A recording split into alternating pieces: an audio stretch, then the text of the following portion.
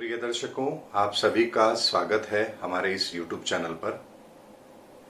दर्शकों, वर्तमान में मैं राजनीतिक परिदृश्य के ऊपर एक एक करके वीडियो लेकर आ रहा हूं, जिसमें मैं भारत के प्रमुख राजनीतिक दलों के व्यक्ति या फिर यूं कहिए उन पार्टी के मुखियाओं के तौर पर जो लोग भी वर्तमान में राजनीति में सक्रिय हैं, उन सब की कुंडली आने वाले समय में उन्हें कैसा फल देने वाली है, इस पर मैं वीडियो लेकर आ रहा हूं।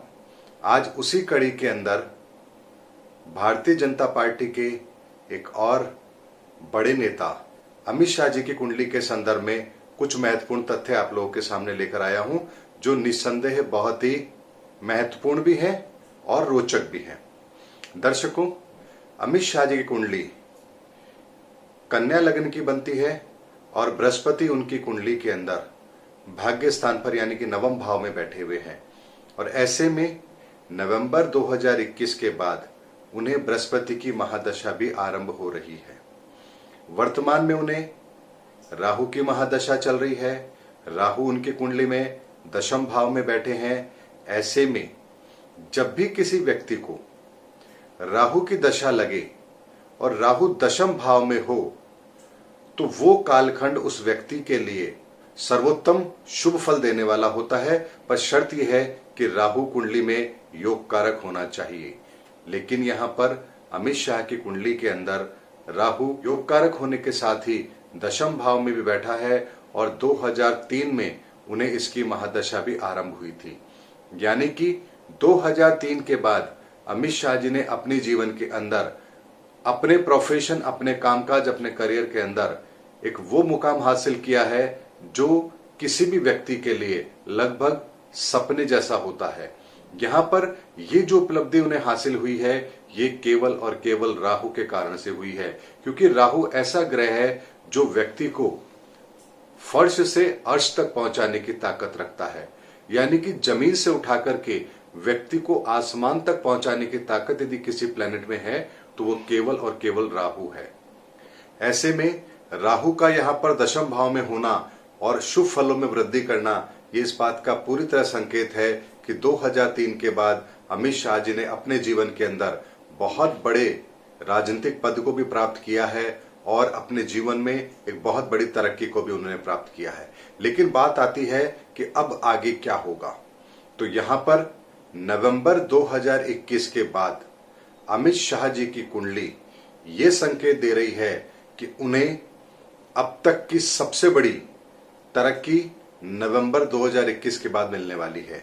इसीलिए ये निश्चित तौर पर कहा जा सकता है कि नवंबर 2021 के बाद अमित शाह जी की कुंडली ये संकेत दे रही है कि उनकी ताकत में बेतहाशा बढ़ोतरी होना निश्चित है और ये जरूर होगा, क्योंकि ग्रहों की स्थिति तो यही कह रही है। यानी कि बृहस्पति भाग्य स्थान पर बैठा है, लग्न पर दृष्टि डालेगा, जिसकी वजह से व्यक्ति के आत्मसम्मान में बढ़ोतरी होगी, व्यक्ति के कॉन्फिडेंस में भी बढ़ोतरी होगी, व्यक्ति का विवेक भी चरम सीमा पर होगा।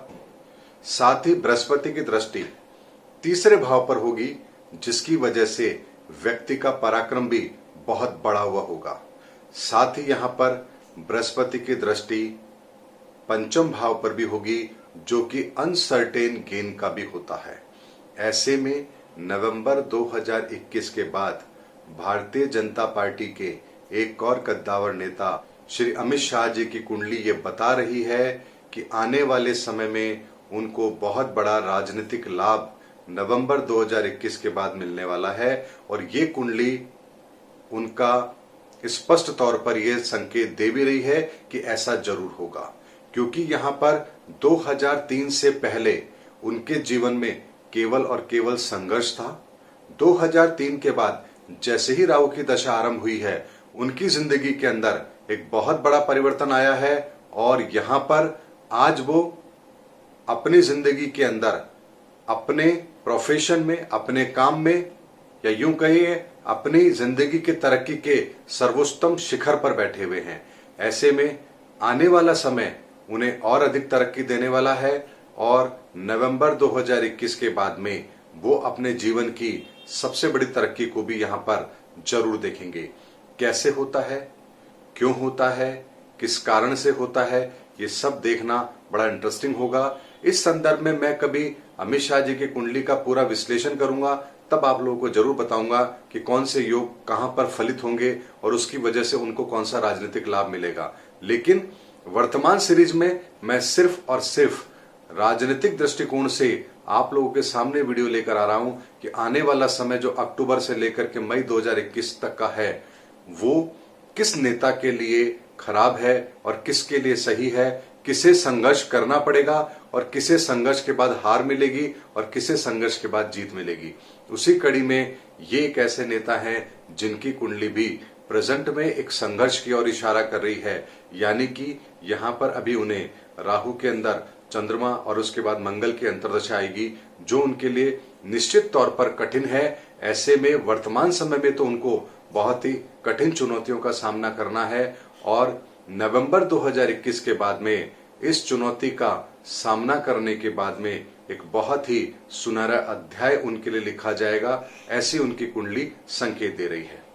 ऐसे में यहाँ पर उनकी कुंडली के आधार पर बृहस्पति की महादशा, भाग्य स्थान का बृहस्पति निस्संदेह उन्हें कोई बहुत बड़ा लाभ जरूर देगा, क्योंकि भाग्य स्थान पर बृहस्पति बैठ करके व्यक्ति को सबसे अधिक अच्छे फल देता है, क्योंकि यहां पर बैठ करके उसकी दृष्टि लग्न पर भी पड़ती है, जिसकी वजह से व्यक्ति अपने व्यक्तित्व का सर्वोत्तम प्रयोग करता है, अपनी प्रतिभा का सर्वश्रेष्ठ प्रदर्शन करता है और यही दो चीजें बृहस्पति को नवम भाव में बैठ करके बहुत ही श्रेष्ठ बना देती है। पर शर्त यह है कि वो योग कारक होना चाहिए और यहाँ पर इनकी कुंडली के अंदर ये योग कारक भी है और उसकी महादशा भी आरंभ हो रही है।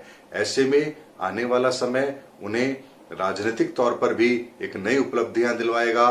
क्या होता है, कैसे होता है, ये आने वाला समय बताएगा। लेकिन नवंबर 2021 के बाद अमित शाह जी की कुंडली के अंदर एक बहुत बड़े राजनीतिक लाभ की ओर इशारा कर रहे हैं। यहाँ पर उनकी ताकत में बेतहाशा बढ़ोतरी हो, उनके पद में बढ़ोतरी हो, ये यहाँ पर जरूर दिख रहा है।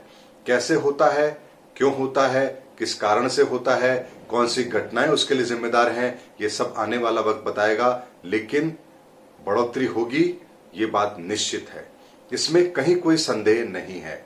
तो अगले वीडियो में मैं और किसी नए राजनेता को लेकर के आप लोगों के सामने इंटरेस्टिंग वीडियो लेकर आऊंगा। तब तक हमारे चैनल पर बने रहिए। वीडियो यदि पसंद आया है तो उसे लाइक कीजिए, शेयर कीजिए, चैनल को सब्सक्राइब भी कीजिए। अगले वीडियो में फिर आपसे मुलाकात होगी। तब तक के लिए जय हिंद, जय भारत।